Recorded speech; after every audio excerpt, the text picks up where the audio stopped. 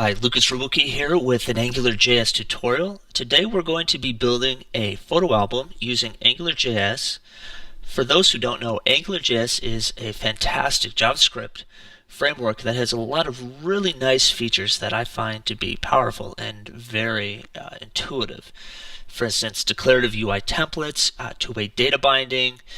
You have MVC with dependency injection, and it works really well with other libraries. For instance, jQuery, underscore, as well as it's non-intrusive that you can kind of just work it into your web application a little bit or a lot, and it's really easy to kind of get up and running without having to be destructive to anything that already exists.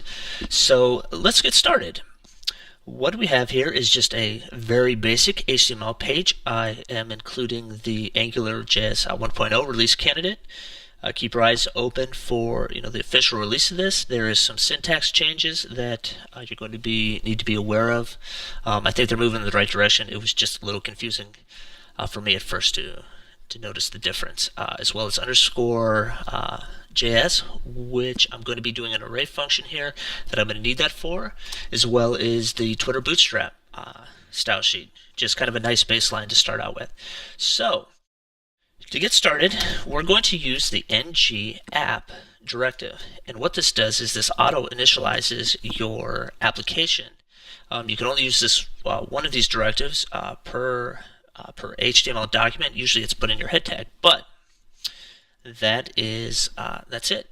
Your application will auto initialize and you're good to go. You're ready to start building. So what we're going to do is put a hook in here or a reference to a controller. So we are going to use the ng controller directive, and I'm going to reference an album controller. Now what I'm going to do is go up here and I'm going to create album.js real quick, and let's create this controller. Okay, so we are referencing the controller, so this needs to be the same name as this. And what I'm going to do here is I'm just going to paste in some dummy data so you don't have to watch me type it out. I'm going to create a property called images, and I'm going to assign it an array with just some JSON objects: image, thumbnail, description.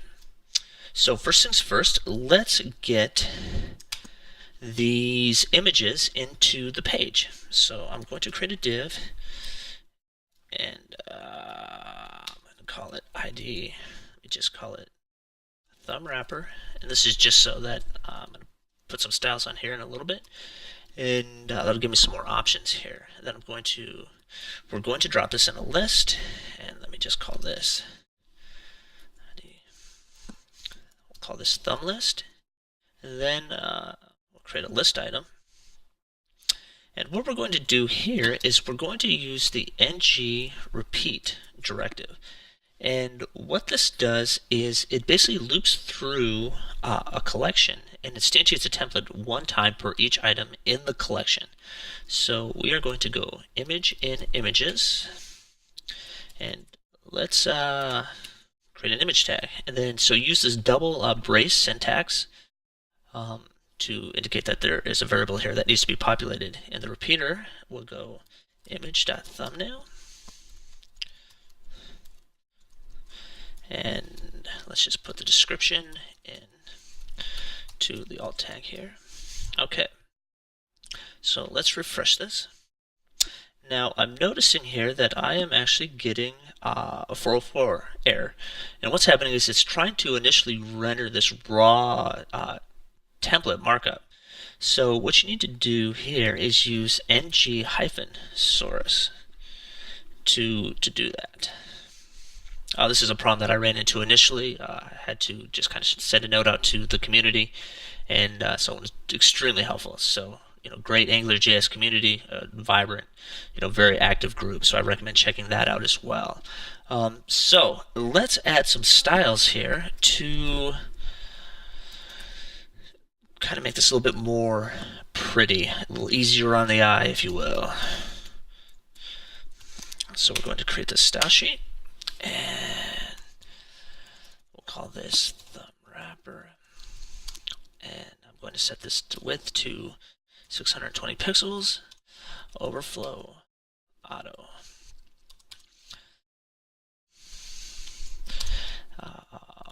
White space, no, wrap.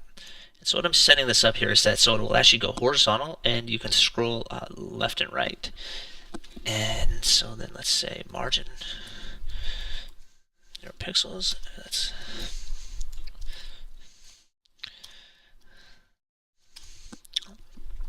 Let's set this to be display inline. The style type of none. Then let me just put just the padding here, 2 pixels, padding, 2 pixels. And what I'm going to do as well is so we can, when you roll over it, there we go, cursor pointer. One more thing, just real quick, so that you actually know, we'll create a nice little effect here so that you know you are actually over it. And let's say opacity equals 0.5. So let's refresh this and see what we came up with. Alright, so you get the nice rollover here, and it's in a scroll box. So we have basically 4 styles. I've actually put no JavaScript into my controller yet. I just simply have a repeater. And so let's just take this one step further here and go div. Let's give this album image. And we need to put an image in here. So what actually goes in here? Let's create a property in the controller. And let's call this current image. And this is where underscore comes in. We're just going to call this first function here, and we're just going to send in scope.images. And so all this is doing is just grabbing the first item out of this array, and so we'll go here, double braces, current image, image,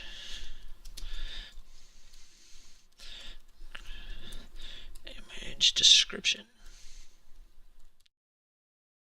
This, and one thing so I don't make this mistake again, let me just go here and go ng like this, and let's refresh this. Very cool. So we got this into the page. All we had to use was essentially just setting this property in the controller and then referencing it and binding to it. Let me just add a couple styles real quick to clean this up. So let's go album image, and let's give this a width of 620 pixels, and let's just give it a margin of bottom of 10 pixels just so it's not butting up against the thumbnails. And let's also just center this image here. Let's go margin auto. So let's just refresh this one more time so we can see where we're at. So looking pretty cool so far. But the next obvious thing to do is to actually hook in some functionality so that when you click on this, it updates here. So let's go here and add a click directive. So we'll go ng click, and let's call a function called set current image. We'll pass in the image object. Let's just go over here and set current image. I'm going to create this image parameter, and this is just a classic setter. We're just passing this in and setting current image to image. Really simple. Let's refresh this. There we go. So we're just about done. I just have one more thing I'm going to do, just because it's kind of here, and it kind of makes sense to give the user kind of an indication of whatever they're clicking on. Maybe you would want to actually see the description. So we'll go H2, and since we already are using it in one place, we'll just go ahead and do it one more time here. So now you can see how that we're actually referencing current image description, and it's updating in both places. So that wraps it up for this screencast. I have a few more ideas of how I want to extend this that I will be illustrating in future screencasts, but I hope you have learned a few things, have seen how easy it is to actually build something with AngularJS, and I hope that you're excited about this as I am. Have a great day, and I hope to see you next time.